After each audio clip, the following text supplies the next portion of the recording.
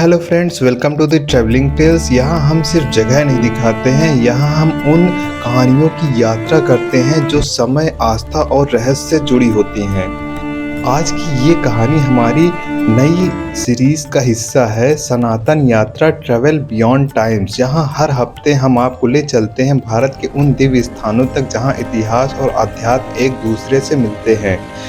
क्या आपने कभी सोचा है, क्या सच में श्री कृष्ण की नगरी द्वारिका समुद्र के नीचे समा गई?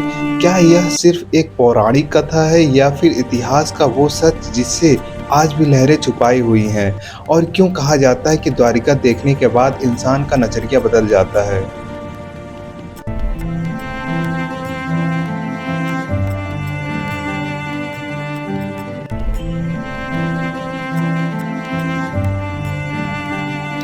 आज की ये यात्रा सिर्फ मंदिर तक नहीं बल्कि समय, आस्था, रहस्य और यात्रा अनुभव सब कुछ एक साथ लेकर चलती है।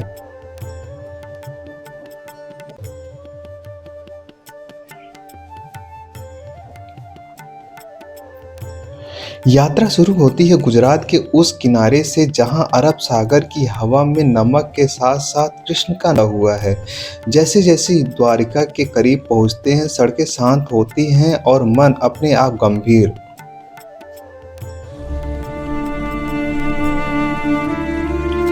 दूर से दिखता है द्वारकाधीश मंदिर, ऊंचा शिखर, हवा में लहराता ध्वज और नीचे श्रद्धालुओं की भीड़। कहते हैं यह ध्वज दिन में कई बार बदला जाता है, जैसे याद दिलाने के लिए कि समय बदलता है लेकिन कृष्ण नहीं।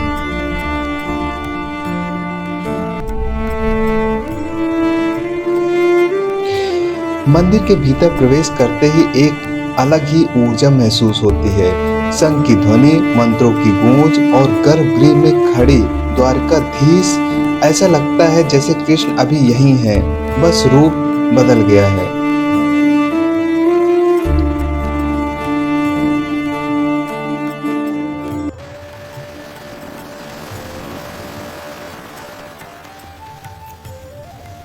लेकिन द्वारका की असली कहानी यही खत्म नहीं होती, यहीं से शुरू होता है रहस्य। कहा जाता है कि जब श्री कृष्ण ने धरती से विदा लेने का निश्चय किया तो उन्होंने अपनी नगरी द्वारिका को भी समय के हवाले कर दिया। महाभारत युद्ध के बाद समुद्र की लहरें धीरे धीरे नगर की ओर बढ़ी और पूरी द्वारिका जल में समा गई।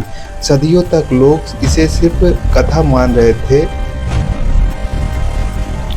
लेकिन फिर समुद्र ने खुद बोलना शुरू किया। समुद्र के नीचे पत्थर की दीवारें, सीढ़ियां, खंभे और नगर जैसी संरचनाएं मिली, जो ये सवाल छोड़ जाती हैं कि क्या यह वही द्वारिका थी जहां कभी भगवान कृष्ण राज किया करते थे।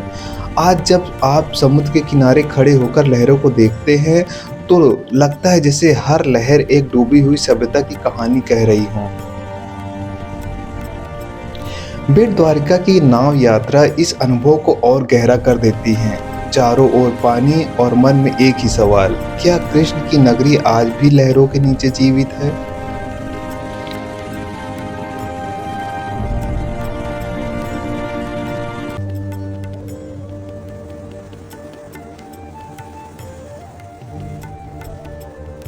शाम का समय, सूरज धीरे धीरे समुद्र में डूबता है और ऐसा लगता है जैसे इतिहास फिर उसी जगह में समा रहा हो जहां से कभी शुरू हुआ था। तब समझ आता है द्वारिका सिर्फ एक शहर नहीं था, यह एक चेतना थी और चेतनाएं कभी नष्ट नहीं होती, वे सिर्फ रूप बदलती हैं।